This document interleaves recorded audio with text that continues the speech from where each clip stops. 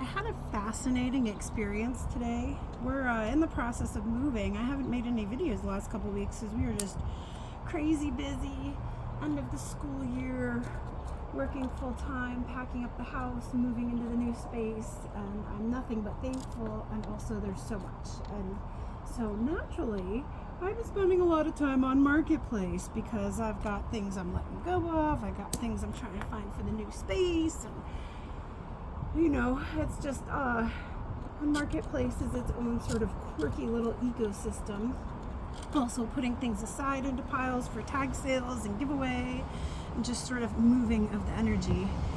And sometimes you might see something that a person's got priced, and you might just say, hey, are you willing to take this? Or if it's a set, maybe. And I had texted or messaged this one seller today, and I had the strangest interaction that actually had me feeling such an icky feeling about it that I found myself thinking this thought like, well, I hope she has the day she deserves.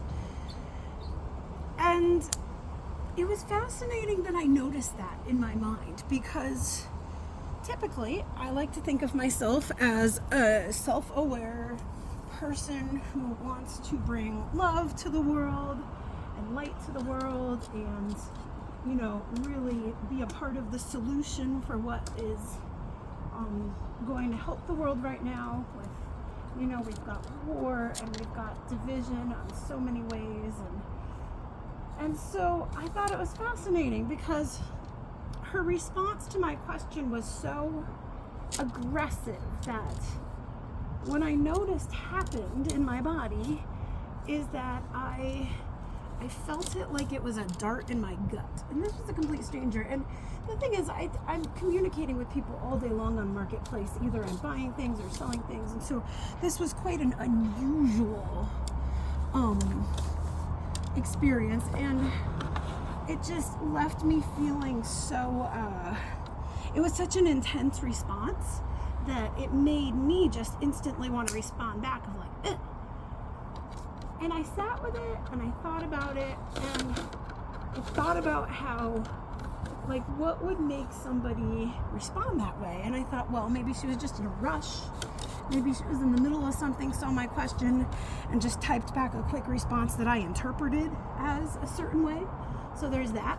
I may have projected my own meaning or interpretation onto what she had sent. She may be in the middle of, that's the thing about it, it's being kind of instant. She could have been in the middle of a situation with a child having a fit or screaming or whatever, and she had to just like quickly type a message, and it just came off really aggressively. She could be having financial struggles, and that's why she's posting this, and she needs to sort of get a certain price for it, and just didn't have like a good way to communicate that. I mean, there could be any number of reasons, but I realized that 90% of the time, 90%, I just made up that statistic, but like more than likely, if a person is responding with that sort of intensity, it's because they're actually having a difficult time or going through something right now.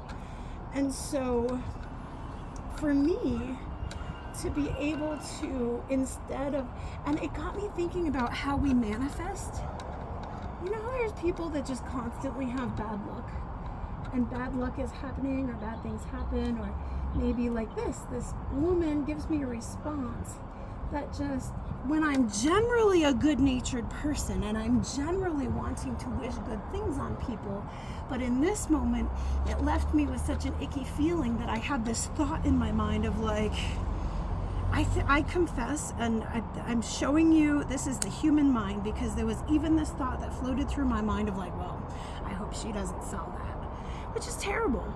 I don't actually feel that way, but that's the way thoughts work. They float through our mind, and they, and I chose not to feed that thought. I chose instead to recognize that that was not a helpful thought, and that I don't actually truly feel that way.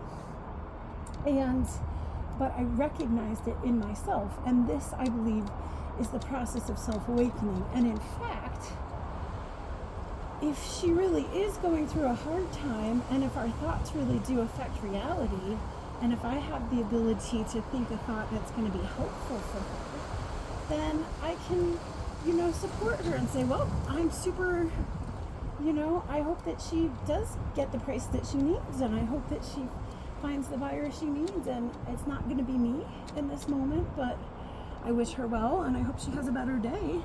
And that's a more helpful thought for her. And also, what happens is once I release and neutralize the charge. See, because when energy's thrown at me, then I want to throw it right back. That's like our nature with energy.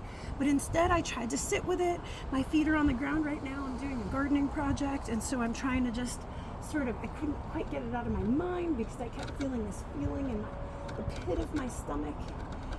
And so instead, I'm working on neutralizing the charge, and then I can just forget about it, move on. And the item that I was interested in, I can just find somewhere else. No big deal. But I just think it's an interesting lesson for us about how we create interactions with other people and don't even know it. She's never gonna know that the way she responded to me had such an effect that it actually prompted negative energy to return to her. I'm sure that's not her intention, is to want to have negative energy actually returning to her. I'm sure that actually she probably needs some positive energy her way. And so it's up to me as the person who has chosen to go on this journey of self-awareness to be responsible for my part in that, and to say, well, do I really want to wish on another human being that something negative happened to them? No, because then I'm responsible for it. Then it becomes a chain, because she threw energy at me, and then I'm throwing it back, and then what happens? What we give out comes back to us. And so then I am perpetuating the cycle of this energy continuing to perpetuate. And instead, if I can have that energy come at me and I can neutralize it, ground it, bring it back to neutral with using my thoughts, as I contemplate the energy, as I'm aware of the thoughts in my mind, then what happens is then I can use my logic to choose the response that is going to create the outcome that is the one that I want to create. And ideally, in the most sort of self-aware situation, that outcome is going to be what's best for me and what's best for the other person. It is best for me that I wish the other person well, because then I'm going to manifest bringing back upon myself good things, and at the same time I'm also assisting in helping to bring to that person who is clearly having maybe a difficult day something positive back upon themselves, and then it only perpetuates that cycle in the process of connecting with and interacting with other humans. So I thought that was interesting, and I'm curious what your thoughts are and what your experiences are. And I believe that this is the process of awakening, is just becoming aware of our thoughts, taking in our experiences, our interactions with other people. So awareness is number one. And, things like mindfulness and meditation and spiritual community are really helpful for that. But then when you take it the next step, then you are taking responsibility for what the thoughts are. And so if you have a thought that's like, oh, well, I hope she blah, blah, blah, then you catch it and you say, actually, is that really how I feel?